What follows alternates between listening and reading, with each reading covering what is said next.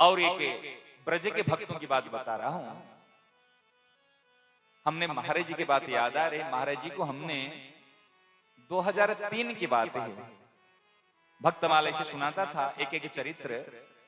इस प्रसंग में महाराज जी को सुनाए तो महाराज इतने हंसे, इतने हंसे, हंसते हंसते महाराज जी को पेट दर्द हो गया। वो सीन अभी याद आ रही है।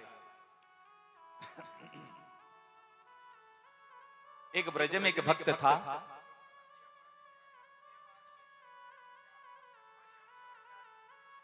एक ब्रज में भक्त था। उन्होंने सोचा, कहा ठाकुर जी की सब सेवा पूजा करते हैं, रात्रि को सब सुला देते हैं, दिन में सब जगाते हैं, मंगला करते हैं, श्रृंगार करते हैं, ग्वाल श्रृंगार करते हैं और उनके राजभोग करते, फिर संध्या करते, फिर शयन आरती करते, फिर सुला देते हैं। अगर ठाकुर जी राजभोग करने के लिए जाएंगे तो अनेक भक्त बुलाते हैं राजभोग करने के लिए, और एक साथ में अगर 10 घर से निमंत्रण होगा तो सबके पास थोड़े थोड़े थोड़े थोड़े थोड़े थोड़े करके पाएंगे। सबके घर में जाना, इतनी भक्त है भगवान के कि मैं दिन में तो मेरे ठाकुर जी को सुला दूं, रात 12 बजे के बाद में जगाऊं। भगत भगत खोपड़ी खोपड़ी न्यारी न्यारी। भगत को समझना बड़ा कठिन काम है, समझ रहे ना आप। ऐसे कोई लक्षण नहीं, ये लक्षण होने से भक्त होगा, कुछ नहीं कल्पना कर पाओगे। भगत तो अलग अलग। 12 बजे के बाद में ठाकुर जी को उठाता, मंगला करता, श्रृंगार करता। किसी ने कहा भाई 12 बजे ठाकुर जी क्यों उठा रहे? ठाकुर जी 12 बजे तक तो दिन में तो सबके वहां बिजी रहते हैं, इसलिए मेरे ठाकुर जी को दिन में मैं सुला देता हूं और रात्रि के समय एकांत में मैं उनके साथ में बस मंगला, श्रृंगार, आरती, राजभोग करके खिला पिला के फिर सुबह उठते उठते फिर कहते तुम सो जाओ, अब सब लोग जाएंगे तो मेरा काम हो गया, तुम अभी सो जाओ। एक भक्त ऐसा था। और एक भगत था, क्या मेरे ठाकुर जी को सबसे प्रिय वस्तु क्या है और क्या खिलाने से मेरे ठाकुर जी की उम्र बढ़ेगी? मेरे ठाकुर जी की उम्र बढ़ेगी इसलिए क्या खिलाऊं? कोई 56 भोग खिलाता है, कोई मेवा मिश्री, माखन मिश्री, कोई मेवा, कोई कोई चीज खिलाता है।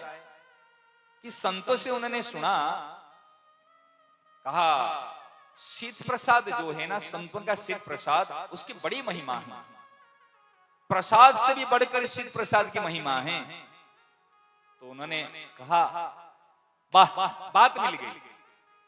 अभी एक बात हाथ लग गई कि क्या, कि ठाकुर जी को आज से मैं और अमनिया नहीं पवाऊंगा। पहले लाता था ना अमनिया चीज को, फिर ठाकुर जी को लेकर भोग बना के भोग लगाता था। उसी दिन से उन्होंने अमनिया लगाना बंद कर लिया।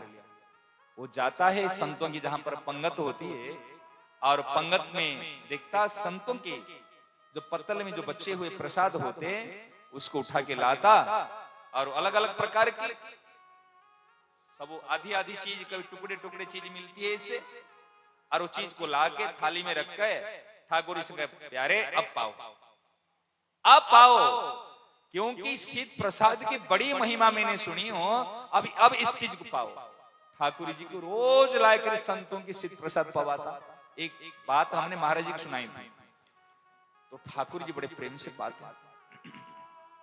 संतों की शीत प्रसाद तो कहना है क्या, बड़े प्रेम से पाते।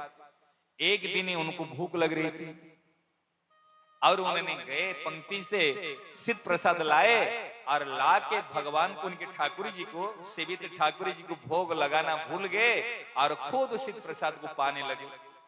और जब पाने लगे उनको याद आई, अरे मेरे ठाकुर जी को तो भोग नहीं लगाया हूं, मैं तो खा गया। और तुरंत उन्होंने गला को पकड़े, गले को पकड़े, कहे ये कहीं मेरे अंदर न जा चला जाए, मैं तो भोग लगाऊं।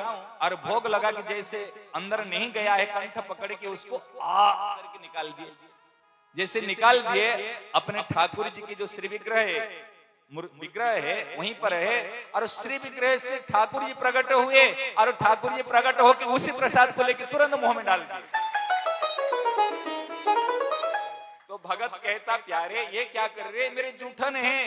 करे अरे आज तक तो इतनी की जूठन खिलाता था, आज तेरे जूठन भी खिला दे। मैं तो इसलिए प्रतीक्षा किया था, ये जुठन नहीं है, ये तो सिद्ध प्रसाद है। और आज तक इतने की सिद्ध प्रसाद पाए, मैं तो प्रतीक्षा में बैठा था मेरे भगत के कब सिद्ध प्रसाद मुझे मिले। मैं आज इसलिए लीला की। महाराज जी बात सुनकर इतने हंसे, इतने हंसे, इतने हंसे कि देखो हमारे ठाकुर जी कितने परम दयालु है।